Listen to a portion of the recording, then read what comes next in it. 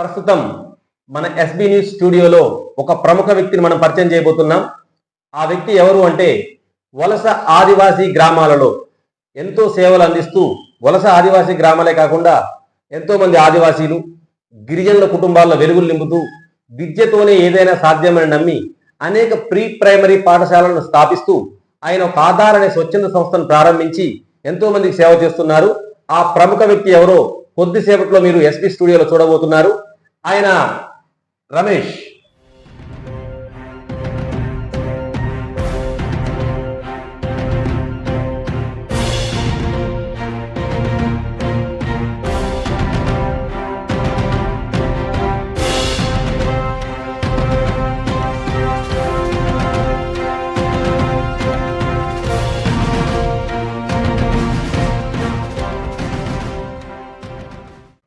అతి చిన్న కరకగూడెం మండలంలో అతి చిన్న ఏజెన్సీ ప్రాంతంలో పుట్టి ఏదో చేయాలనే తపన, ఉన్నత చదివి ప్రీ ప్రైమరీ స్కూల్స్ స్టార్ట్ చేసి కొన్ని వందల మంది విద్యార్థుల జీవితాల్లో వెలుగులు నింపారు. అదే కాకుండా కరోనా సమయంలో కూడా ఎంతో మందికి సేవా కార్యక్రమం అందించడం, ఇంటింటికి నిత్యావసరాలు అందించిన కార్యక్రమాలు చేశారు. ఇప్పుడు ఆ వ్యక్తి యొక్క లైఫ్ జీవిత చరిత్ర ఏంటి, ఎలా వెళ్ళారు, సేవా మార్గంలోకి ఎందుకు వచ్చారు, ఆయన రాజకీయ ప్రస్థానం ఏమైనా ఉందా, అడుగులు ఉన్నాయా, ఇవన్నీ పూర్తి స్థాయిలో మీకు తెలుసుకోబోతున్నారు ఎస్బీ న్యూస్ లో. ఎస్బీ న్యూస్ లో సబ్స్క్రైబ్ చేయకపోతే ఇప్పుడే సబ్స్క్రైబ్ చేయండి. మా ఛానల్ ఆదరించండి. మీ లోకల్ ఛానల్ ఆదరిస్తారని మనస్ఫూర్తిగా కోరుకుంటున్నాను. మీ బృహస్పతి. నమస్కారం అండి. నమస్తే అండి రమేష్ గారు. నా పేరు తోలే రమేష్. నేను ఆధార్ సంస్థ వ్యవస్థాపకులని. 2004-05 ముందు ఛత్తీస్గఢ్ నుంచి కొన్ని కారణాలతోటి బతుకుదేరు కోసం మన తెలంగాణ రాష్ట్రానికి వలస ఆదివాసులు రావడం జరిగింది. వాళ్ళ కోసం ఇక్కడ వాళ్ళకి సరైన తిండి లేక, నీరు లేక, ఆరోగ్యంగా పరిస్థితి బాగలేక, పిల్లలు చదువులు లేక వాళ్ళు అడవుల్లో జీవిస్తూ వాళ్ళు పట్టించుకునే ఎవరు లేకపోవడం వల్ల అప్పుడు మేము కొన్ని స్వచ్ఛంద సేవా సంస్థలతో కలిసి ఇక్కడ ఉన్న వారి యొక్క పరిస్థితి, జీవన విధానాన్ని కొన్ని స్వచ్ఛంద సంస్థల ముందుకు తీసుకెళ్లి వాళ్ళ పరిస్థితిని నివారించడం జరిగింది. వాళ్ళు మీరు స్వచ్ఛంద సంస్థ అన్నారు కదా, ఏ స్వచ్ఛంద సంస్థను ప్రారంభించారు? అసలు మొట్టమొదటిగా ఏ ప్రాంతం నుంచి మీరు ఈ యొక్క సేవా కార్యక్రమాలను ప్రారంభించారు? అసలు ఎందుకు ఈ ఆలోచన కలిగింది, సేవ చేయాలన్న ఆలోచన వాస్తవం ఎందుకు కలిగింది? ఫస్ట్ నేను పుట్టింది ఏజెన్సీ ప్రాంతంలో. నేను ఒక ఆదివాసీ కమ్యూనిటీకి చెందిన వారిని. అక్కడ ఈ యొక్క స్థానిక పరిస్థితులు ఎలా ఉంటాయో అది చిన్నప్పటి నుంచే నేను వాటిని పరిశీలనగా చూడటం జరిగింది. కావున ఆ పరిస్థితులను చూడటం వల్ల ఈ యొక్క ఆదివాసులు ఎవరైతే ఛత్తీస్గఢ్ నుంచి కొన్ని ఇబ్బందుల కారణంగా మన తెలంగాణకు రావటం జరిగింది, వాళ్ళని చూసిన తర్వాత వీళ్ళకి ఏదో కొంత చేయాలన్న ఆలోచనతో నాకు ఒక ఆలోచన వచ్చింది.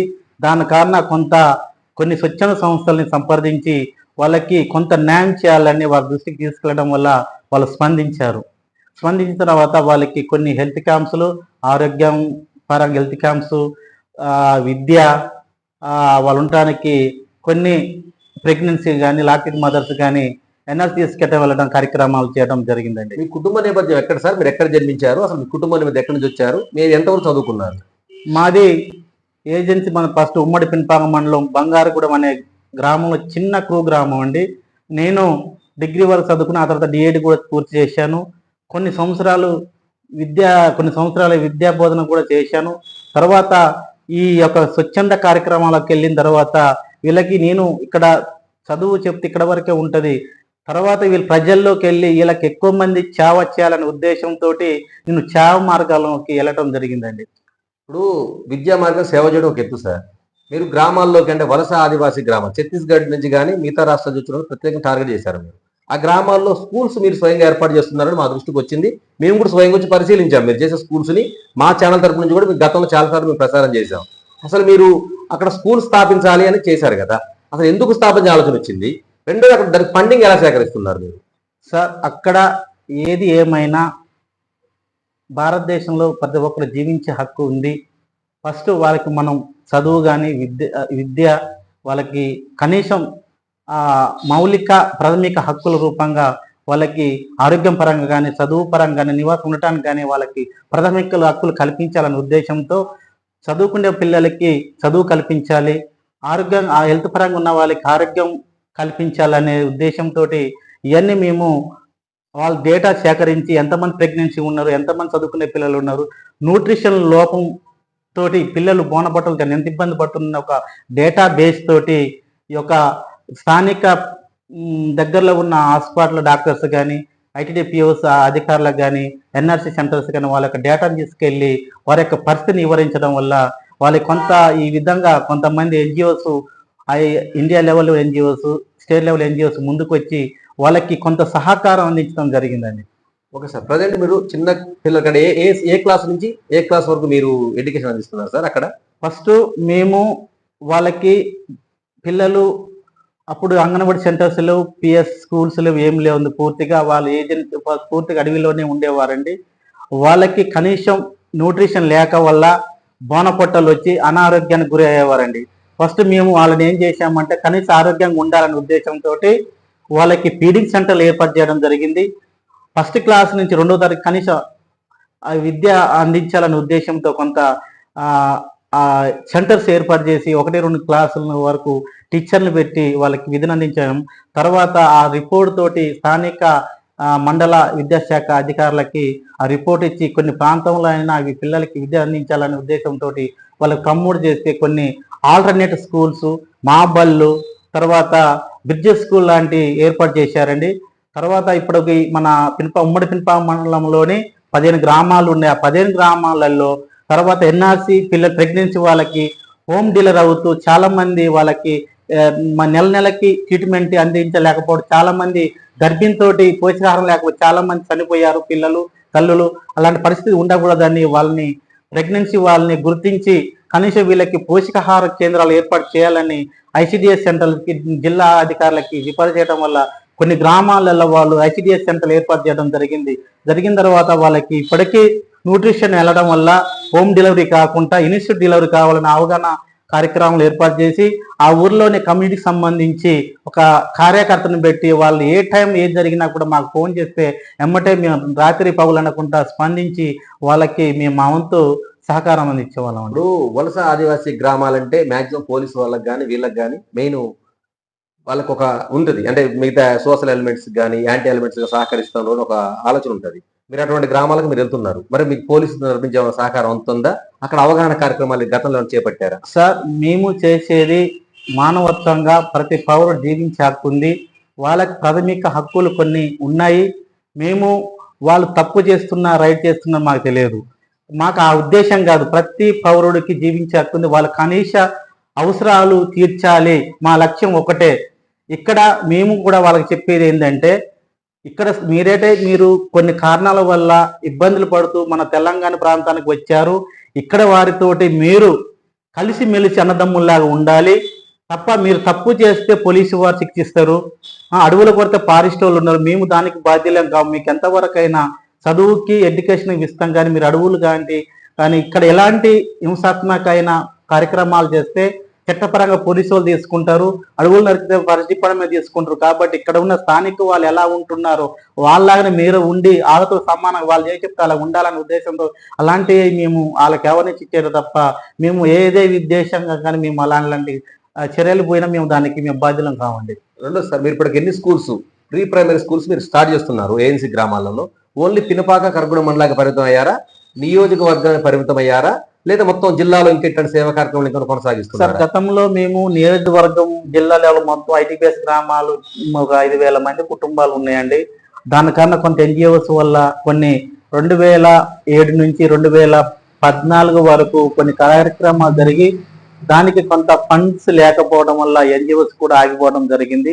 దాన్ని ఆగడం వల్ల మేము ఇలా ఆగితే బాగుండదని గవర్నమెంట్ వాళ్ళ దృష్టికి తీసుకెళ్ళాము. వాళ్ళు కొన్ని ప్రైమరీ స్కూల్స్ అంటే మన ఉమ్మడి పినపామంలో వచ్చేసి నీలాద్రిపేటలో ఒకటి ఉంది, అంగారగూడెంలో ఒకటి ఉందండి. ప్రజెంట్ ఎంపీఎస్ అన్ని గ్రామాలలో మెయిన్ అంగన్వాడీ సెంటర్స్ ఉన్నాయి, మినీ అంగన్వాడీ సెంటర్స్ ఉన్నాయి, కొన్ని టేక్ హోమ్ రేషన్ సెంటర్స్ కూడా ఉన్నాయండి. దానివల్ల ఇప్పుడు నడుస్తున్నాయి. గవర్నమెంట్ వాళ్ళు ఒక స్కూల్ ఏర్పాటు చేశారు, కానీ అక్కడ మౌలిక వసతులు అనేటివి లేవు. ఎందుకంటే మౌలిక వసతులు లేకపోతే పిల్లవానికి ఇంటికి బడికి చాలా తేడాగా ఉండాలనే ఉద్దేశంతో వాళ్ళు ఏదో టీచర్ని పెట్టారు, అక్కడికి వస్తున్నారు, కానీ మౌలిక వసతులు లేకపోవడం వల్ల నేను ఈ యొక్క స్వచ్ఛంద సంస్థ చేస్తూ 2018లో ఆధార్ సంస్థ మన కొంతమంది ఫ్రెండ్స్ తోటి ఈ ఆధార్ సంస్థ ఏర్పాటు చేయడం జరిగిందండి. అప్పటి నుంచి మా యొక్క ఫ్రెండ్స్ అంటే కొంతమంది విదేశాల్లో స్థిరపడి ఉద్యోగాలు చేస్తూ మా ఫ్రెండ్స్ వాళ్ళకి ఇక్కడ ఉన్న సమస్యని వాళ్ళ దృష్టి తీసుకెట్టడం వల్ల వాళ్ళు ఏదో ఉద్యోగాలు చేస్తూ వాళ్ళకి వచ్చిన తోచిన సహాయాన్ని అంటే మా యొక్క లైక్ మైండెడ్ పీపుల్తో కలిసి మేము వాళ్ళు ఇచ్చే కొంత కాంట్రిబ్యూషన్ తోటి ఇక్కడ కొన్ని గ్రామాల అంగన్వాడీ సెంటర్స్ కానీ పిఎస్ స్కూల్స్ కానీ టిన్ షెడ్ ఏర్పాటు చేస్తున్నామండి. ఒక టిన్ షెడ్ వచ్చేసి 70-80 వేల రూపాయలు ఖర్చు అవుతున్నాయండి. ఎందుకంటే ఆకలేయడం వల్ల వర్షానికి తడిసి ఎండకెళ్ళి చాలా కూలిపోతున్నాయి, కింద ప్లాట్ఫారం లేక పుట్టలు అని ఏర్పడి పిల్లలు అందులో పాములు వస్తున్నాయి, దానికాల ఇబ్బంది పడుతున్నాయి. కాబట్టి మా ఫ్రెండ్స్ ద్వారా కొంత స్థిరపడే వాళ్ళ నుండి కొంత ఫండ్స్ రేజ్ చేసి మా టీం ఒక 10-15 మంది ఉన్నామండి. వాళ్ళు ఆర్థికంగా కొంచెం ఉద్యోగాలు చేస్తున్నారు కాబట్టి కొంత నడుస్తుంది. మేము ఏంటంటే మేము గ్రాస్ రూట్ లో పనిచేస్తున్నామండి. మా యొక్క సమస్యలు ఎప్పుడు మేము గ్రామాల మధ్య ప్రజల మధ్య ఉంటున్నాం కాబట్టి మేము ఈ సమస్యల్ని స్థానిక మండలంలో ఉన్న డిపార్ట్మెంట్స్ అధికారుల దృష్టికి కానీ జిల్లా కేంద్రంలోని పిఓ ఐటీడీ పిఓ గారు కానీ జిల్లా కలెక్టర్ గారు కానీ మేము చేసే పనులు వాళ్ళ దృష్టికి వెళ్ళినప్పుడు మమ్మల్ని కొంచెం కనీసం మా విషయాలు మమ్మల్ని గుర్తించాలని మేము అనుకుంటున్నామండి. ఎందుకంటే మీ యొక్క సమస్యల్ని మేము గ్రాస్ రూట్ లో ఏ సమస్య ఏంటి అనేది ఆ సమస్య తీసుకెళ్ళడం వల్ల మేము కొంత మా సంస్థల నుంచి వాళ్ళకి కొంత ఏదో హెల్ప్ చేస్తున్నాం. మాకు కూడా గవర్నమెంట్ డిపార్ట్మెంట్ వాళ్ళు గుర్తిస్తే మేము కూడా ఎక్కువ కార్యక్రమాలు చేసి సమాజానికి మేము ఉపయోగపడతామని ఈ సభ మీకు తెలియజేస్తున్నాం. 2 ఎడ్యుకేషన్ ఒక ఎత్తు సార్, మీరు చేసిన ఎడ్యుకేషన్ ఓకే, ఇప్పుడు సేవా కార్యక్రమాలు అభినందనీయ విషయం. దీంతో పాటు ఎడ్యుకేషన్ ట్రస్ట్ తో పాటు సేవా కార్యక్రమాలు కూడా మీరు కొనసాగిస్తున్నారు సార్. ఎలా అంటే నేను కూడా మీ స్వయంగా పరిశీలించి చేశాం, మా ఎస్బీ న్యూస్ ద్వారా చాలా కార్యక్రమాలు ప్రసారం చేశాం మేము. ఇదే కాకుండా నిత్యావసర సరుకులు కూడా ఇస్తున్నారు మీరు. ఆదివాసీ గ్రామాల్లో నిత్యావసర సరుకులు కూడా అందించడం మేము చూసాం. మరి నిత్యావసర ఎడ్యుకేషన్ అండ్ సంక్షేమం కూడా మీరు దగ్గర చూస్తున్నారు అంటే వాళ్ళకి ఎందుకు ప్రభుత్వం నుంచి సంక్షేమం అందట్లేదా వాళ్ళకి? సార్ మేము కరోనా టైంలో కూడా చాలా అక్కడ ఆ విలేజ్ గ్రామాలను గుర్తించి చాలా మంది ఇక్కడ లోకల్ గ్రామాలు చూసారు కానీ ఆ గ్రామాలు చాలా మంది అడవిలో ఉన్న గ్రామాలు తెలియకపోవడం వల్ల వాళ్ళు కరోనా టైంలో మేము వాళ్ళకి బయటికి వెళ్ళటానికి పనులు లేక ఇంటికి నిర్బంధం అయి ఉండటం వల్ల వాళ్ళు కనీసం రోజు పనికి పోతే 200-300 కూలి వస్తాయండి. అది కూడా కరోనా టైంలో లేకపోవడం వల్ల చాలా ఇబ్బంది పడ్డారు పిల్లల్ని పోషించుకోవటానికి. అదే టైంలో మేము కరోనా టైంలో అన్ని గ్రామాలు రేషన్ కిట్స్ డ్రై రేషన్ ఇవ్వటం జరిగిందని, అట్లాగనే ఏమేమి పనులు చేసుకుంటున్నారని వాళ్ళకి వాళ్ళని గుర్తించి అక్కడ సైకిల్ షాప్స్ కానీ బార్బర్ షాప్స్ కానీ ఏ పని చేసుకునే వాళ్ళకి టూల్ కిట్స్ ఇవ్వడం జరిగింది. ఎందుకంటే ఈ విధంగా పని చేయడం వల్ల గ్రామంలోనే ఉంటారు, ఆ గ్రామంలో ఫ్రీ బయటకు పోతే ఒక సిటీకి పోతే 100 రూపాయలు ఖర్చు అవుతాయి, అక్కడే ఉంటే ఒక 20-50 రూపాయలతోటి పని అవుతుంది, ఆ లోకల్ వాళ్ళకి జీవనోపాధి ఉంటుందని ఇలాంటి కార్యక్రమాలు చేశాం. అక్కడ మిషన్స్ కుట్టే వాళ్ళని కూడా గుర్తించి కొన్ని మిషన్లు కూడా పంపిణీ చేయడం జరిగిందండి. ఇప్పుడు ఇదే కాకుండా వీళ్ళకి కొన్ని స్వచ్ఛంద సంస్థలు కూడా ఇస్తున్నాయి కదా సార్ బయటకి ఇవ్వడానికి ఆదివాసీ గ్రామాల్లో కూడా, వాటికి అవగాహన కల్పిస్తున్నారా? రెండో విషయం సార్, ఇప్పుడు వీళ్ళకి మీరు ప్రైమరీ వరకు ఇస్తున్నారు, మరి వాళ్ళకి స్కూల్ ఎడ్యుకేషన్ అందించాలంటే ఆ గ్రామంలో టీచర్స్ ఉండాలి, ఎంతో కొంత 10th క్లాస్ చదువు ఉండాలి. నేను మొన్న ఆదివాసీ గ్రామాలు చాలా వాటికి వెళ్ళాను. వాస్తవంగా మన పినపాక ఎంపీ వెంకటేశ్వరరావు గారితో కలిసి వాటర్ ప్రాబ్లమ్ నేను చాలా 11 గ్రామాలు సందర్శించాం. ఆదివాసీ గ్రామం ఓన్లీ పినపాకలో, ఇంకా కరగూడ చూడాల్సి ఉంది, మనుగురు చూడాల్సి ఉంది. మేము ఇంకా దానికి కూడా వెళ్తాం మేము కూడా మా పరంగా. అసలు దారి లేని గ్రామాలు చాలా ఉన్నాయి, మినిమం 4 కిలోమీటర్ 5 కిలోమీటర్ వాగులు దాటి వెళ్ళే పరిస్థితి ఉన్నాయి. మరి ఇలాంటి గ్రామాల్లో ఎలా టీచర్లు అక్కడ మీరే చేస్తున్నారు? అక్కడ ఏ టీచరు వెళ్ళి సేవ అందిస్తున్నారు? సార్ అక్కడ గ్రామాలు లేక టీచర్స్ కూడా కొంత అంటే రాకపోకలు లేకడం వల్ల రాకపోవడం ఇది ఒక మైనస్ అండి. రాకపోవడం వల్ల పిల్లలు సరిగ్గా స్కూల్ రాకడం అదొకటి. ఇంకో విషయం ఏంటంటే రిజర్వ్ ఫారెస్ట్లో ఉన్నారు, కానీ రిజర్వ్ ఫారెస్ట్లో ఒక లాజిక్ పాయింట్ ఏంటంటే ఏదైతే అటవీ హక్కుల చట్టం ఉందో ఆ అటవీ హక్కుల చట్టంలోనే మన చట్టం చదివితే దాంట్లోనే కొన్ని ఉన్నాయండి. దాంట్లో సెక్షన్ ప్రకారం రిజర్వ్ ఫారెస్ట్లో అయినా కూడా ఈ అంగన్వాడీ కానీ స్కూల్స్ కానీ ఆరోగ్యపరమైన సంబంధించిన కేంద్రాలు కానీ కట్టడానికి కూడా అటవీ హక్కుల చట్టం ప్రకారం దాంట్లో ఉన్నదండి. ఒకటి ఏంటంటే రోడ్లు రహదారి కూడా దాంట్లో కొంత కంపార్ట్మెంట్ నెంబర్స్ ఉంటాయండి, రోడ్లు మినిమం రోడ్లు వేయడానికి కూడా అది ఉన్నది. కాకపోతే అధికారులు కూడా దాన్ని దృష్టిలో పెట్టుకుని చట్టం చదువుకొని, ఎందుకంటే ప్రజలకు ఉపయోగపడే విధంగా ప్రజలు అధికారులు కలిసి మాట్లాడుకుంటే సమస్యలు పరిష్కరిస్తాయండి. దానివల్ల ఏంటంటే మన పూర్తి రిజర్వ్ ఫారెస్ట్లో కూడా స్కూల్స్ కట్టుకోవచ్చు, అంగన్వాడీ బిల్డింగ్స్ కట్టుకోవచ్చు, మౌలిక రోడ్స్ చేసుకోవచ్చు, ఎలక్ట్రిసిటీ కూడా చేసుకోవచ్చు. ఎందుకంటే దాంట్లోనే ఉంది, ఆ చట్టం ఉంది. కావాలంటే ఆ చట్టం మేము ఇస్తాము, మా దగ్గర ఉంది. మేము ప్రతిదీ కూడా కాన్స్టిట్యూషన్ గా పద్ధతిలోనే వెళ్తున్నాం, కానీ ఏది కూడా మా సొంతంగా లేదని సూచిస్తడం లేదండి. ఎందుకంటే చట్టంలో ఉన్నదాన్ని మేము అడుగుతున్నాం, కానీ చట్టంలో లేదని అడగట్లేదు సార్. ఎందుకంటే దాని ప్రకారం చేస్తే వాళ్ళకు కూడా అభివృద్ధి చెందుతారు. ఆ నాగరికత ఇప్పుడు ఏదే నాగరిక అడవిలు అలవాడు కొంచెం ముందు ఆ జీవితాలు కూడా భవిష్యత్తులో వాళ్ళ ఒక ఉన్నత స్థాయికి ఎదుగుతారని మేము. ఉండదు సార్. ఇప్పుడు నెక్స్ట్ వాళ్ళకి హెల్త్ మీద కూడా పెద్ద అవగాహన ఉండదు సార్. నాకు తెలిసి ఇప్పుడు మనం ఉండే ఏరియాకి ఆ ఏరియాకి హెల్త్ మీద కొంచెం అవగాహన ఉండదు. ఈ హెల్త్ మీద అవగాహన లేకపోతే చాలా మంది రోగాలు పడ్డబడ్డారు. చాలా మంది మంచాన్ని కట్టుకుని మోసరాడ కూడా మీరు చూసినాం. మీరు కూడా డోలీలో మాకు చాలా సార్లు పంపించారు, మిగతా స్వచ్ఛ సంస్థలను పంపినాం, మేము పీఓ గారికి తెలియడం జరిగింది. మరి అట్లాంటి వాళ్ళకి ఆరోగ్యమే మీరు ఎట్లాంటి చర్యలు తీసుకుంటున్నారా? హెల్త్ క్యాంప్స్ అని పెట్టించారా మీ స్వచ్ఛ సంస్థ నుంచి? మా స్వచ్ఛంద సంస్థ నుంచి హెల్త్ క్యాంప్స్ పెట్టించామండి. గవర్నమెంట్ వాళ్ళని కూడా ఆ గ్రామాల్లో తీసుకెళ్లడం జరిగింది.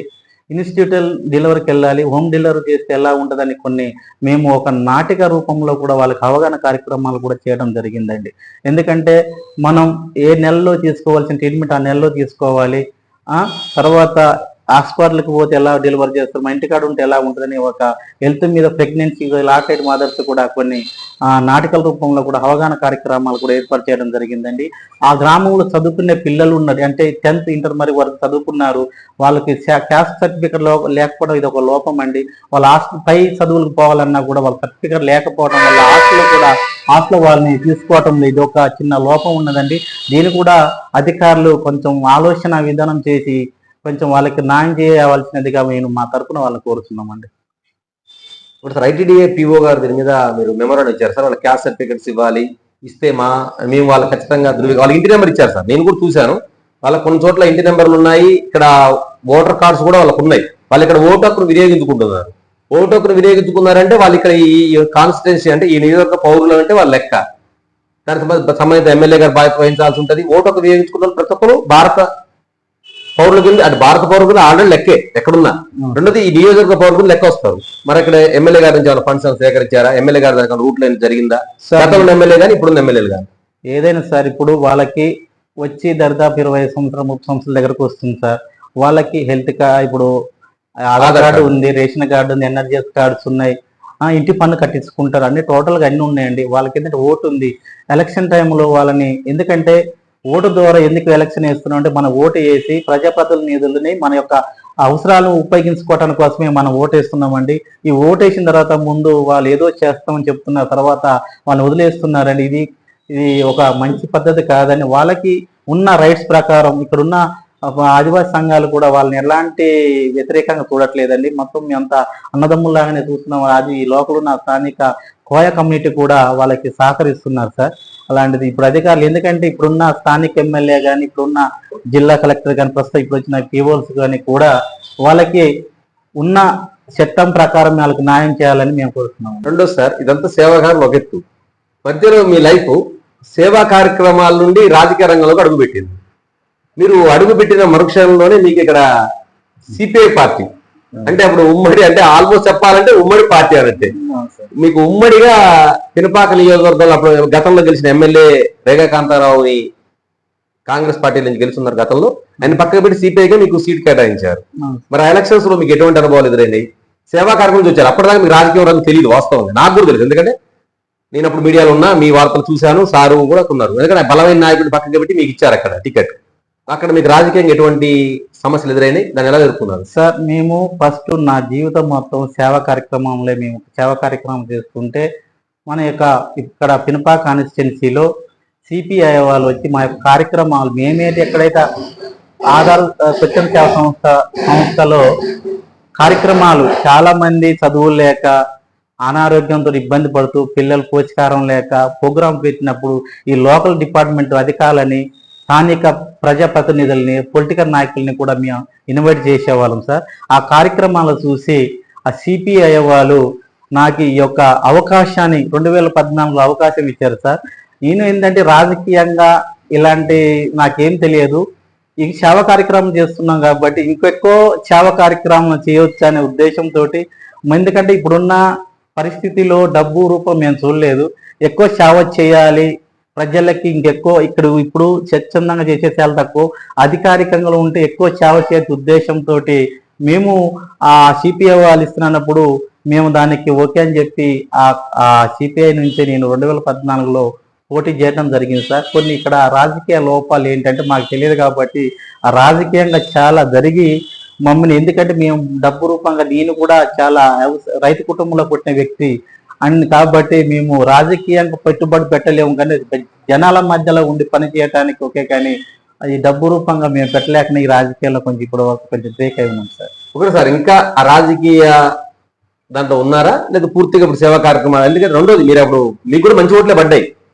మీరు గుర్తించదగ్గ ఓట్లే వచ్చినాయి. అదే మీరు అంటే మీకు పార్టీ కాంగ్రెస్ పార్టీ అప్పుడున్న కాంగ్రెస్ పార్టీ సపోర్ట్ చేసిందా? మీకు గుర్తింపదగ్గ ఓట్లు వచ్చినాయి వాస్తవంగా అయితే. తర్వాత మీ రాజకీయ ప్రస్థానం అక్కడితో ఆగిపోయిందా, లేదా ఇంకా రాజకీయ ప్రస్థానం కొనసాగుతుందా? భవిష్యత్తులో పోటీ చేసే అవకాశం ఉందా మళ్ళీ టికెట్ ఇస్తే?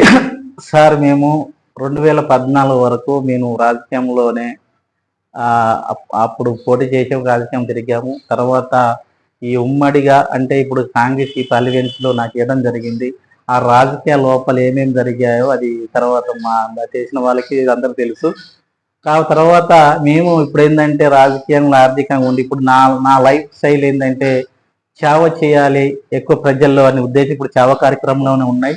ఇది ఒకవేళ భవిష్యత్తులో మళ్ళీ ఏమైనా అవకాశాలు వస్తే ఆలోచిస్తాం సార్. రెండోసారి చాలా మంది ట్రస్ట్ల పేరు పెడుతున్నారు, అంటే పిల్లల్ని చూపిస్తున్నారు, వాళ్ళు మాత్రం ఆస్తులు లక్షలు సంపాదించుకుంటారు. రమేష్ గారు ఏమైనా బ్లాక్ మనీ ఇట్లా వెనక వేసారు అనుకోవచ్చా సార్? అంటే మంచి చేస్తాను చెడు ఖచ్చితంగా వస్తుంది. ఇట్లా రమేష్ గారు బ్లాక్ మనీ తెలియకుండా ఏమైనా చేస్తున్నారా? నిజంగా రమేష్ గారు వెనక ఆస్తులు ఏమన్నా భార్య సంపాదించుకున్నారా? ట్రస్ట్ అడ్డు పెట్టుకొని ఏమన్నా ఇంకా డబ్బు సంపాదించే మార్గం చేస్తానరా అని మా పరంగా మేము ప్రశ్నిస్తాను. మాకు డౌట్ ఉంది వాస్తవంగా. ఓకే సార్, మేము చాలా ట్రాన్స్పరెన్సీగా ఓపెన్గా ఉంటాం సార్. మా ఫ్రెండ్స్ ఎక్కడున్నా మాకైతే అమౌంట్ చాలా ఓపెన్ గా ఇస్తాము. ట్రాన్సాక్షన్ మా ప్రతిదీ కూడా బిల్స్ పే చేస్తున్నారు సార్. ప్రతిదీ అంటే ఫండ్స్ కానీ మీరు పెట్టే ఖర్చు కానీ మేము ప్రతిదీ మెయింటెనెన్స్ ఉంటది, తర్వాత ఆడిట్ ఉంటది, తర్వాత దానికి ఎవరెవరు ఫండ్స్ చేశారో కూడా రిటర్న్ ఫైల్ చేస్తామండి. మాకు చాలా దాని సీక్వెన్స్ తోటి చాలా రూల్ ప్రకారం మేము పని చేస్తున్నాం. ఎవరు ఎంత చేశారు ఏంటనే మా ఫ్రెండ్స్ కూడా ప్రతిదీ కూడా పారదర్శకంగా జనాలకు ఉంటది. ఈ రోజు కూడా మీ గ్రామంలో రమేష్ అనే వ్యక్తి ఆధార సంస్థ నడిపించేవారు. ఏ రోజు కూడా వాళ్ళ దగ్గర గుండు పిన్ను కూడా ఆశించకుండా మా సొంత ఖర్చులతో కూడా తీసుకెళ్లిన రోజు ఉన్నాయండి. మేము చెప్తాం కదా, గ్రామంలో వెళ్తే వాళ్ళు చెప్తారు సార్. రమేష్ గారు చూస్తే నేను రమేష్ గారి ఇంటికి వెళ్ళాను. రమేష్ గారి సరైన ఇల్లు కూడా లేదు నాకు తెలిసినంత వరకు. మరి ఎందుకు మరి మీకు ఇల్లు కట్టుకోవాలని ఆలోచన ఎందుకు రాలేదు? మరి మీ భాగస్వామి సహకారం ఉందా లేదా దీంట్లో? సార్ దీంట్లో మా భాగస్వామి సహకారం చాలా ఉందండి. మాకు వ్యవసాయం ఉంది. మా భాగస్వామి అంగన్వాడీ టీచర్, ఒక ఎంప్లాయీ కాబట్టి ఆమె చేసే ఖర్చు, ఆమె సంపాదన మా కుటుంబ పోషణ వెళ్తుంది. అట్లాగే మాకు వ్యవసాయం ఉంది. నేను పూర్తిగా స్వచ్ఛంద సేవా సంస్థలే కాదు, నాకు కూడా వ్యవసాయం ఉంది. వ్యవసాయం చేస్తూ నేను సమాజానికి నేను ఎంతో అంత ఉపయోగపడాలనే ఉద్దేశంతో నేను సేవ కార్యక్రమం చేస్తున్నానండి. నాకు కూడా మేము కూడా బతకాలి. నాకు 3 పిల్లలండి. వాళ్ళు కూడా ఇప్పుడు వాళ్ళు ఒక పిల్ల వచ్చి 7th క్లాస్, ఒక అబ్బాయి 2nd క్లాస్. మా అమ్మాయి కూడా గవర్నమెంట్ స్కూల్ అని గవర్నమెంట్ చదివించుకుంటున్నాం. మేము ప్రైవేట్ స్కూల్ కాదు ఇప్పుడు. కాబట్టి ఆ విధంగా మా జీవిత విధానం అలా ఉందండి సార్. ఇలా అంటే మిమ్మల్ని పర్సనల్ అడుగుతున్నాం సార్. వాస్తవంగా పేద పిల్లలు కూడా, అంటే మన పర్సనల్ ప్రశ్న ట్రస్ట్ సంబంధించింది కాదు, పేద పిల్లలు కూడా ప్రైవేట్ స్కూల్స్ వాళ్ళు మొగ్గు చూపుతున్నారు. అంటే గవర్నమెంట్ స్కూల్లో లేని క్వాలిటీ ప్రైవేట్ స్కూల్స్ లో ఉందనుకుంటున్నారా మీరు? సార్ నేను ఇక్కడ చెప్పదలుచుకున్నది ఏంటంటే, గవర్నమెంట్ లో చెప్పే టీచర్ల దగ్గర చాలా నాలెడ్జ్ సబ్జెక్ట్ అనే వ్యక్తి, మంచిగా ట్రైనింగ్స్ బీఈడి డిఈడి ఎంఎస్ చదువుకొని మంచి నాలెడ్జ్ ఉన్న వాళ్ళు కాంపిటీషన్లో పోటీ అయి పడి ఉద్యోగం కొట్టిన వాళ్ళండి. వాళ్ళు మామూలు టాలెంట్ వాళ్ళు కాదు. కాకపోతే వాళ్ళకి అడ్మినిస్ట్రేషన్ కరెక్ట్ లేకపోవటం, అక్కడ జరిగే వాళ్ళు ఉద్యోగం వచ్చిన తర్వాత వాళ్ళు మర్చిపోవటం. ఇవాళ గవర్నమెంట్లో చూసుకున్న ప్రైవేట్లో చూసుకున్న గవర్నమెంట్లో ఎక్కువ చదివిన వాళ్ళు, మంచి సబ్జెక్టు ఉన్న వాళ్ళు, ట్రైనింగ్ చేసిన వాళ్ళు ఉన్నారండి. వాళ్ళు చెప్తే ఈ ప్రైవేట్ స్కూల్లో ఏ మాత్రం పనిచేయాలి. ఇందులో ప్రైవేట్ స్కూల్లో డిగ్రీ చదివిన వాళ్ళు, బీఈ చేసిన వాళ్ళే ఉన్నారండి. దాంతో పోల్చుకుంటే గవర్నమెంట్ అడ్మినిస్ట్రేషన్ మండల అధికార పరీక్షను ఇస్తే కంపల్సరీగా గవర్నమెంట్లోనున్న విద్య ఎక్కర్లేదు సార్. మిమ్మల్ని ఈ ప్రశ్న అడగడానికి కారణం ఏంటంటే సార్, దీని వెనక ఇంకో వేరే ప్రశ్న ఉంది. ఎందుకంటే మీరు గ్రామాల్లో తిరిగట్టు ప్రభుత్వ స్కూల్స్ మీద ప్రభుత్వం బడిబాడిన కార్యక్రమం చేపట్టింది ప్రతిష్టాత్మకంగా. అంటే గతంలో ప్రభుత్వాలు కావచ్చు, ఇప్పుడు ప్రభుత్వాలు కావచ్చు, ఆటోమేటిక్గా ఎన్పీ చట్టాలని రౌల్ అవుతున్నాయి. మరి మీరు ప్రభుత్వ పాఠశాలల అభివృద్ధికి ఏమైనా కృషి చేశారా మీ ట్రస్ట్ నుంచి? మేము తప్పకుండా గవర్నమెంట్ ప్రభుత్వ స్కూల్లో అనే చదవాలి. టీచర్స్ని కూడా మేము ప్రోత్సహించేది ఏంటంటే రోజు బడికి రావాలా, పిల్లలకి విద్య నేర్పించాలా, వాళ్ళ పని అదే. కాబట్టి మా వంతు నుంచి కూడా మీకు సరైన అక్కడ మౌలిక సదుపాయాలు లేకపోవడం వల్ల మేము కూడా మా వంతు మా సంస్థ నుంచి కూడా మేము అక్కడ షెడ్లు కూడా ఏర్పాటు చేస్తున్నాం. ఎక్కడ సార్, ఎక్కడ స్కూల్స్? ఇప్పుడు ఫస్ట్ అంగారగూడెంలో అంగన్వాడీ సెంటర్స్ టిన్ షెడ్ ఏర్పాటు చేశాము. పిఎస్ స్కూల్ కి ఇప్పుడు టిన్ షెడ్ ఏర్పాటు చేయడం అయిపోయింది. ఇప్పుడు పద్నాపురంలోనే అంగన్వాడీ సెంటర్ కి ప్రస్తుతం ఇప్పుడు టిన్ షెడ్ కన్స్ట్రక్షన్ వర్క్ నడుస్తుంది సార్. ఇప్పుడు ఎక్కడ సార్, ఏ ఊరు నడుస్తుంది? అంగారగూడెం. అంగారగూడెంలో అంగన్వాడీ పిఎస్ స్కూల్ టిన్ షెడ్ కట్టడం ఏర్పాటు పూర్తి కంప్లీట్ అయిందండి. ఇప్పుడు అక్కడ మీరు పెడతారు సార్, పెట్టిన తర్వాత దానికి ఆధార్ స్వచ్ఛంద సంస్థ ఆధారంగా నిర్మించబడ్డదని రాస్తారా? ఉంది సార్. అక్కడ మేము ఒకటేంటంటే ఆధార్ సంస్థ నిలబడే బోర్డు కూడా ఉందండి. మేము అక్కడ యూజ్ఫుల్ గా గ్రామాలకు వస్తే మేము చేసిన పనులు కూడా కనిపిస్తాయి సార్. ఎవరేమి ఇచ్చారు కాంట్రిబ్యూషన్ కూడా వాళ్ళే కూడా ఉంటాయి సార్. ఎందుకంటే వాళ్ళు సహకారంతో మేము అన్ని పనులు అవ్వడం వల్ల కాదు, వాళ్ళ అందరి సహకారంతో మేము ముందుకు వెళ్తున్నాం. ఇప్పుడు మాక్సిమం మన ఛానల్ వీక్షకులు కనీసం 1000 మంది చూస్తారు సార్. మన ఛానల్ ని మినిమం 16 నుంచి 1700 మంది డైలీ వీక్షకులు డైలీ ఆన్లైన్ గురించి మన ఛానల్ చూస్తుంటారు. మరి సమస్యలు ఉంటే మీకు తెలియజేయాలంటే అది ఏ విధంగా తెలియజేయాలి? మీకు అది వెబ్సైట్ ఏమైనా ఉందా, లేదా డైరెక్ట్ ఫోనే చేస్తారా? సార్ మాకు ఇంకా మేము అంత వెబ్సైట్ల వరకు మేము క్రియేట్ చేసుకోలేదు సార్. మా కాంటాక్ట్ నెంబర్స్ ఉన్నాయి. తర్వాత గ్రామంలో మా వీక్షకులు చెప్పగలుగుతారా మీ కాంటాక్ట్ నెంబర్? మా ద్వారా మీ యొక్క ఈబిఎస్ ఛానల్ ద్వారా, యూట్యూబ్ ఛానల్ ద్వారా మా యొక్క కార్యక్రమాలు కానీ మా యొక్క వెబ్సైట్ ని కానీ మీరు దాని ద్వారా మీ ప్రజలకు తెలియజేసి మాకు ఇంకెక్కువ సపోర్ట్ చేసి. ఫోన్ నెంబర్ చెప్పండి సార్, ఖచ్చితంగా తెలియజేస్తాం. మా నెంబర్ మాకు వచ్చినా కూడా మా ఛానల్ నెంబర్ 9912212727 మా వాట్సాప్ పంపినా మేము ఆధార్ స్వచ్ఛంద సంస్థ పంపగలుగుతాం. లేదా అతను కూడా అతని నెంబరు రమేష్ గారు కూడా తన నెంబర్ ఇస్తున్నారు, ఒకసారి వినండి, నోట్ చేసుకోండి. సార్ నా నెంబరు 663031452448 అండి. మేము ఈ ద్వారా మమ్మల్ని కాంటాక్ట్ అవుతే మేము ఎక్కడైనా ఫీల్డ్లో కానీ మేము చేసిన కార్యక్రమాలు కానీ మేము గ్రామంలో తీసుకెళ్తాం సార్. మీరు ఎవరైనా కూడా మా యొక్క మంచి పనికి సహకరించడానికి ముందుకు వస్తే మీరు తప్పకుండా మీ యొక్క సహాయం తీసుకొని ఎక్కువ కార్యక్రమాలు చేయడానికి మేము ముందుకెళ్తామండి. ఒక్కరు చేసే పని అందరూ కలిసి పని చేయాలి. అట్లాగనే మా తరఫు మేము కూడా అధికారులు కూడా మమ్మల్ని ఎంతో మేము కష్టపడుతున్నాం, మమ్మల్ని కూడా గుర్తించి కనీసం అధికారులు కూడా మాతోటి భాగస్వామ్యం అంతా కలిసి మనం గ్రామాల్లోకి వెళ్తే సమస్యలు ఈజీగా పరిష్కరించబడతామండి. అక్కడ సమస్యలు ఏంటంటే మేము ప్రతిదీ గ్రామంలో ప్రజలతో మమేకమై ఉంటాం కాబట్టి ఎక్కువ సమస్యలు మాకు తెలుసండి. కాబట్టి మేము వెళ్ళినప్పుడు ఆ డిపార్ట్మెంట్ కానీ, ఆ కలెక్టర్ ఆఫీస్ కానీ, పిఓఐడి కానీ, స్థానిక మండలాధికారి దగ్గరికి వెళ్ళినప్పుడు కూడా మాకు కొంచెం అవకాశం మాట్లాడే అవకాశం ఇస్తే ఆ సమస్యల్ని కూడా మేము వాళ్ళకి ముందు ప్రజెంటేషన్ చేయడానికి వీలైతే సార్. రెండో సార్, ఓన్లీ మీరు గిరిజన ప్రాంతం ఇది చాలా సెన్సిటివ్ ప్రాంతం ఇది, అంటే ఓన్లీ గిరిజన ప్రాంత పిల్లలకే సేవ అందిస్తున్నారా? గిరిజనేతరులు పేదలు ఉంటారు ఇక్కడ. గిరిజనేతరులు కూడా మాక్సిమం 90% పేదల్లో ఉన్నారు ఇక్కడ. ఒక 2% ఉంటారు గిరిజనేతరులు కూడా డబ్బున్న వాళ్ళు నాకు తెలిసినంత వరకు. మరి గిరిజనేత ప్రాంత పిల్లలకు మీరు ఎటువంటి ప్రణాళిక రచిస్తారు? మేము ఇప్పుడు పనిచేసేది కమ్యూనిటీ తోటి, వలస వచ్చిన గుర్తికాయలు, స్థానికున్న కోయ కమ్యూనిటీ, అట్లాగనే గిరిజన నేతలు కూడా, పూర్ ఫ్యామిలీస్ కూడా మా సహకారం ఉంటుందండి. ఇప్పుడు గిరిజన నేతలు అంటే అందరూ ఉన్నోళ్ళు ఉండరండి, దాంట్లో కూడా లేని వాళ్ళు ఉంటారు. అది కూడా మేము కూడా వాళ్ళకి చాలా కార్యక్రమాలు వాళ్ళకు కూడా చేసామండి. అట్లాంటి మీ స్వచ్ఛంద కార్యక్రమంలో అలాంటిది కమ్యూనిటీని ఏర్పందించుకోవడం సార్. రెండో సార్, అంటే నాకు తెలిసి మేము మీడియా ఉన్నప్పుడు, అంటే మేము ఇప్పుడు మీడియాలో ఉన్నాం, కన్ఫ్యూజ్ అయితే ఉన్నాం. రెండో ఏంటంటే మీరు జర్నలిస్టులు సైతం నిత్యావసరకులు అందించారు కరోనా టైంలో. అది నా ద్వారా నేనే మీ దృష్టికి తీసుకొచ్చాను. వాస్తవంగా నేనే మీ దృష్టికి తీసుకొచ్చాను. ప్రతి జర్నలిస్ట్ కూడా 25 కేజీస్ బియ్యం నిత్యావసరకులు ఇచ్చారు.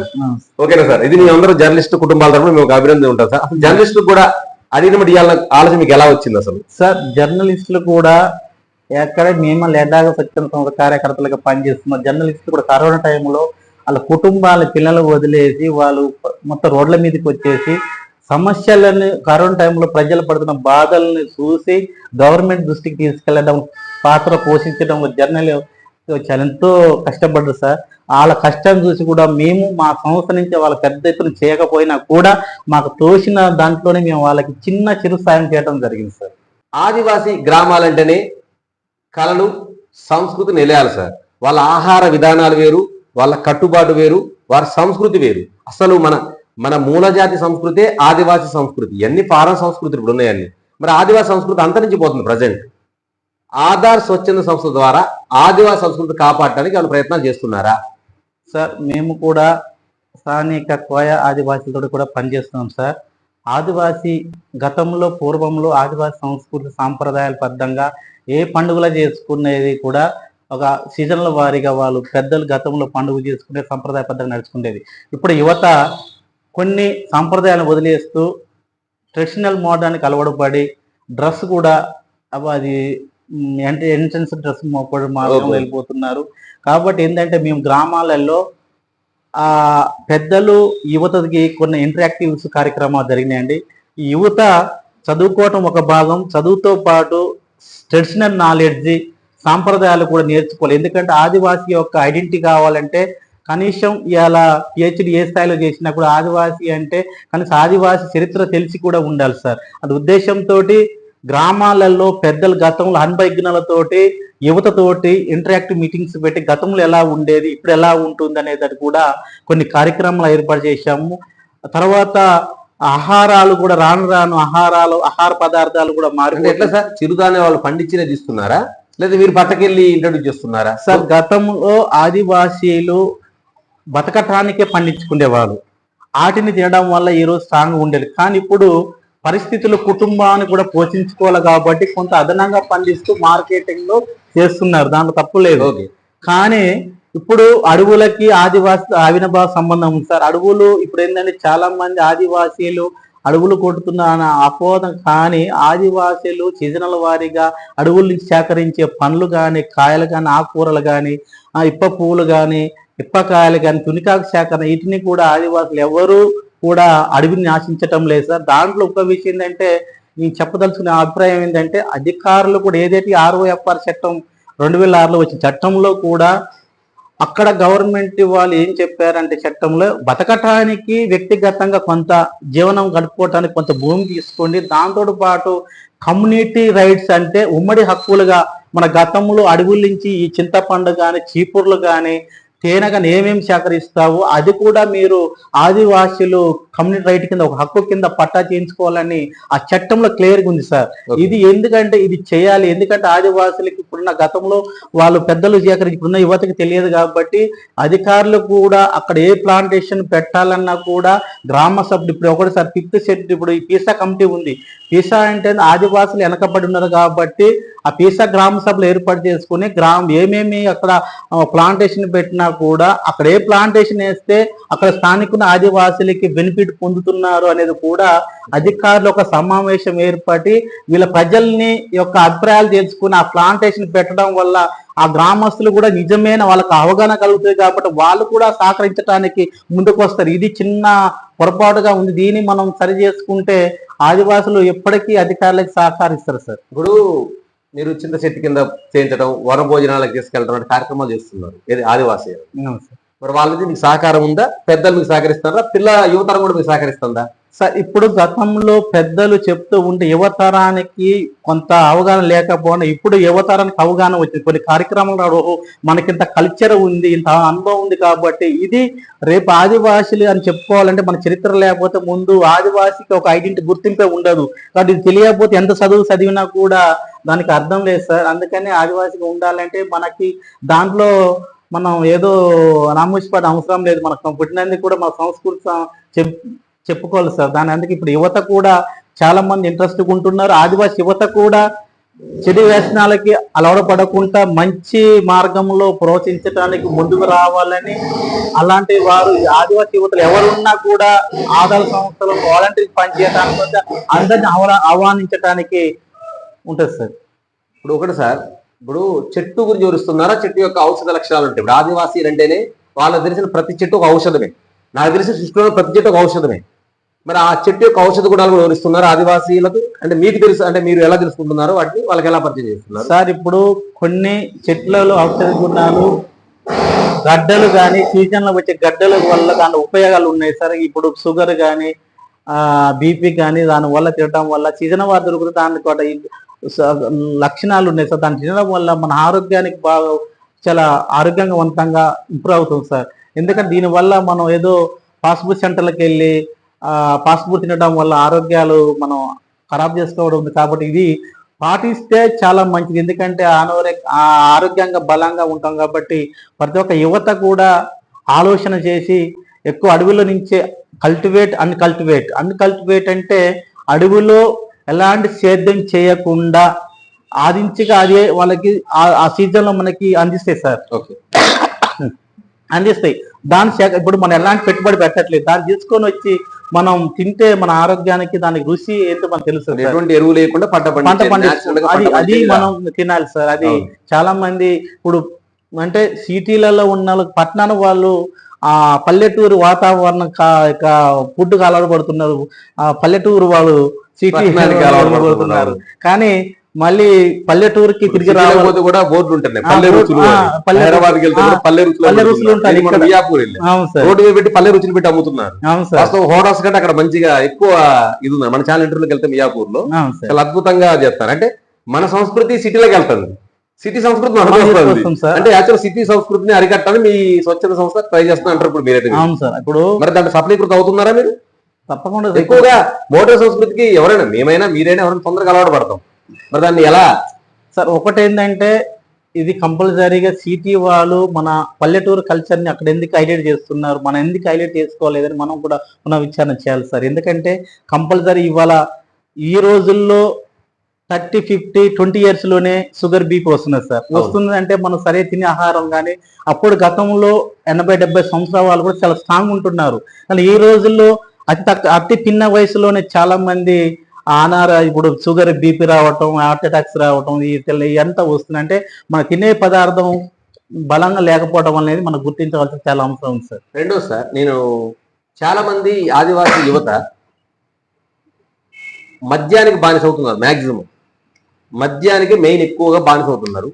ఈ మద్యపానానికి దూరంగా ఉంచడానికి ఎలాంటి కార్యక్రమాలు మీరు చేపడుతున్నారు సార్? ఒకటి ఏంటంటే ప్రతి యువత కూడా ఆలోచన చేయాలి సార్. మద్యం అనేది దానివల్ల బానిసడం వల్ల తన కుటుంబాలు నాశనం అవుతున్నాయి, చదువుకు దూరం అవుతున్నాము, మన కుటుంబానికి దూరం అవుతున్నాము. మన తల్లిదండ్రులు మన మీద ఎంత ఆశలు పెట్టుకొని చదివించి వాళ్ళని రేపు భవిష్యత్తులో చూడాలని కలలు కంటున్నారు. కానీ కొంతమంది మంచి ప్రవర్తనలో మంచి వ్యక్తులు ప్రయాణం చేస్తే మంచి లక్షణాలు వస్తాయి, చెడు వ్యక్తులతో చెడు లక్షణాలు వస్తాయి. అది చదువుకునే ప్రతి ఒక్క యువత మనం వెళ్ళే ప్రయాణం మంచిదా కాదని కంపల్సరీ మనం అంచనా వేసుకోవాలి సార్. దానివల్ల చేయటం వల్ల, ఎందుకంటే దానివల్ల బానిసగా అయితే చదువు కుటుంబం నాశనం అవుతుంది. కాబట్టి ఎక్కువ ప్రతి ఒక్క యువత కూడా ఆలోచన చేయాలి.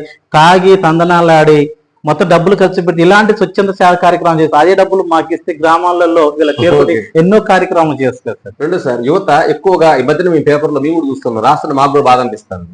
యువత ఎక్కువ ఆత్మహత్యల వైపు పరుగులు పెడతాను. ఎక్కువ ఎందుకు అర్థం కావట్లేదు, చిన్న చిన్న డిప్రెషన్కు లోన్ అవుతాను. అంటే ఇప్పుడు తినే ఆహార అలవాట్లు కావచ్చు, ప్రజెంట్ ఉన్న మీడియా సిచ్యువేషన్ కావచ్చు, ఆత్మహత్యని నివారించడం కోసం మీరు ఇటువంటి కార్యక్రమాలు చేస్తున్నారా? ఎందుకంటే విలువైన ప్రాణం పోతే మళ్ళీ రాదు. ఎంత కష్టం వచ్చినా ఆత్మహత్య చేసుకోవద్దు అని మేము కూడా మా ఛానల్ తరఫు నుంచి కూడా ఎన్నో కార్యక్రమాలు చేశాం, అవేర్నెస్ కార్యక్రమాలు చేశాం. మరి మీరు ఆదివాసీ గ్రామాలు అంటే కార్యక్రమాలు చేస్తున్నారు? మేము కూడా యూత్ అవేర్నెస్ ప్రోగ్రామ్స్ పెడుతున్నాం సార్. ఎందుకంటే యువత చాలా తెలియని వయసులో వాళ్ళ యొక్క అట్రాక్ట్ కొన్నిటికి అట్రాక్ట్ అయ్యి దానికి ఆ అట్రాక్ట్ దిగజారిపోతున్నారు. దాన్ని తెలుసుకునేసరికి వీళ్ళు ఆత్మహత్యలు దాకపోతున్నాయి. ఎందుకంటే మనం వెళ్ళే మార్గం మంచిదా కాదని కంపల్సరీ 5 నిమిషాలు దాని కారణం ఆలోచిస్తే 5 నిమిషాలు మన జీవితాన్ని మార్చేస్తారు సార్. కాబట్టి యువత ఎప్పుడైనా తొందరపడి నిర్ణయం తీసుకోకూడదు. మనం చేసే పనిలో ఆలోచించాలి. ఏదైనా అమ్మా నాన్న తిట్టినా కూడా చాలా మంది అమ్మాయిలు కానీ అబ్బాయిలు కానీ తన పిల్లవాడు మంచి పొజిషన్లో ఉండి సమాజంలో మంచి పేరు తెచ్చుకోవాలనే తల్లిదండ్రులు కోరుకుంటారు తప్ప ఎప్పుడు నా పిల్లవాడు నష్టం కాకూడదు, చెడిపోకూడదు ఎవరు కోరుకోరు సార్. తల్లిదండ్రులు కూడా ఇలా ఉండాలి అలా ఉండాలని చెప్తే తల్లిదండ్రుల మాటలు కాదని యువత కూడా వాళ్ళని ఏదో మా తల్లిదండ్రులు వాళ్ళకి తెలుసు, వాళ్ళకి తెలిసినంత కూడా మనకు తెలియదు, ఏదో చదువుతున్నామని. కానీ వాళ్ళకి అంటే ఈ యొక్క నాలెడ్జ్ లేదు. అంటే బయట నాలెడ్జ్ ఎలా ఉండాలి, ఎలా మాట్లాడాలి పెద్దవారితో. ఇప్పుడు గతంలో మనం చదువుకుంటే చూసాం సార్, మనం చదువుకునేటప్పుడు గురువు గారు వస్తున్నాడంటే మనం పార్కెత్తి వెళ్ళి అక్కడ ఉండేది.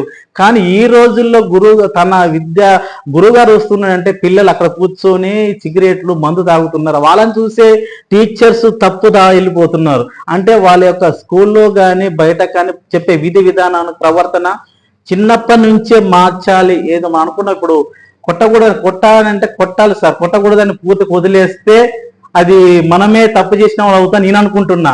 కానీ విద్యార్థి కొట్టకూడదు కదా, కొట్టకపోతే కానీ కంటితో భయం పెట్టే పరిస్థితి లేదు అనే ఉద్దేశంతో ఇప్పుడు గవర్నమెంట్ స్కూల్లో కానీ ఏ పిల్లవాడిని కూడా బెదిరించడం కానీ అలా లేదు. కాబట్టి పిల్లలు కూడా అది అచ్చుగా తీసుకొని కొంచెం, ఎందుకంటే గురువు గారికి అయినా తల్లిదండ్రులకి రెస్పెక్ట్ ఇచ్చి భయపడే విధానం వస్తే బాగుంటుంది అనేది సార్. ఓకే సార్, మీరు ఇక్కడ సేవా కార్యక్రమం మరెన్నో కొనసాగించాలని మనస్ఫూర్తిగా మా ఎస్బీ న్యూస్ నుంచి కూడా కోరుకుంటున్నాం సార్. ఇది రమేష్ గారి లైఫ్ చరిత్ర అండి. మళ్ళీ రమేష్ గారు చేసే మరిన్ని సేవా కార్యక్రమాలు మన టీవీలో చూపించబోతున్నాం. రమేష్ గారు మరిన్ని సేవా కార్యక్రమం కొనసాగించి ఆధార్ స్వచ్ఛంద సేవా కార్యక్రమాలను భద్రాద్రి కొత్తగూడెం జిల్లాతో పాటుగా తెలంగాణ రాష్ట్ర వ్యాప్తంగా విస్తరింపజేయాలని, సహాయం గల దాతలు ఆధార్ స్వచ్ఛంద సంస్థకు విరాళాలు ఇవ్వడం ద్వారా ట్యాక్స్ ఫ్రీ కూడా పొందే అవకాశం ఉంటుందండి. విరాళాలు ఇచ్చి ఆధార్ స్వచ్ఛంద సంస్థ ద్వారా ఎంతో మంది గిరిజనేతరుల పిల్లలకు సైతం విద్య అందిస్తారని మా ఎస్బీ న్యూస్ తరపున కోరుకుంటూ ఇంటర్వ్యూతో ముగిస్తున్నాం. Thank you sir.